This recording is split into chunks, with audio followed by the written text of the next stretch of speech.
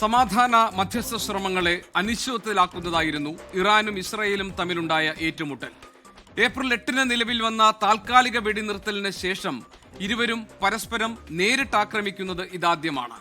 ബെയ്റൂത്തിൽ Israel നടത്തിയ ആക്രമണമാണ് ഇറാനുണ്ടായ പെട്ടെന്നുള്ള പ്രകോപനം.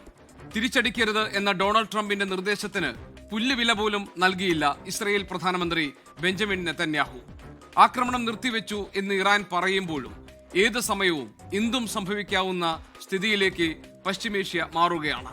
അമേരിക്കയും ഇസ്രയേലും സംയുക്തമായി ഇറാനുമേൽ നടത്തിയ ആക്രമണം 100 ദിവസം പിന്നിടുമ്പോഴാണ് വീണ്ടും തീവ്ര യുദ്ധത്തിലേക്ക് ഇസ്രയേൽ കടന്നിരിക്കുന്നത്. യുദ്ധത്തിന് പരിഹാരം കണ്ടെത്താനാകാത്ത അപകട സാഹചര്യത്തിലേക്ക് കൈപിടിച്ച് നടത്തുകയാണോ ബെഞ്ചമിൻ നെതന്യാഹു? അങ്ങനെയെങ്കിൽ സമാധാന നീക്കങ്ങളുടെ ഭാവി എന്താകും? യുദ്ധം തുടങ്ങാൻ ഇസ്രയേലിന് ഒത്താശ ചെയ്ത അമേരിക്കൻ പ്രസിഡന്റ് ഡൊണാൾഡ് ട്രംപിനും നിയന്ത്രിക്കാനാകാത്ത വിധം കാര്യങ്ങൾ കൈവിട്ടു പോവുകയാണോ? പശ്ചിമേഷ്യൻ യുദ്ധഭീകരതയിൽ ദൈനംദിന ജീവിതം പ്രതിസന്ധിയിലാകുന്ന ജനതയുടെ കൂട്ടത്തിൽ നമ്മളുമുണ്ട്. സമാധാനത്തിനായുള്ള കാത്തിരിപ്പ് ഇനി എത്ര നാൾ നീളും?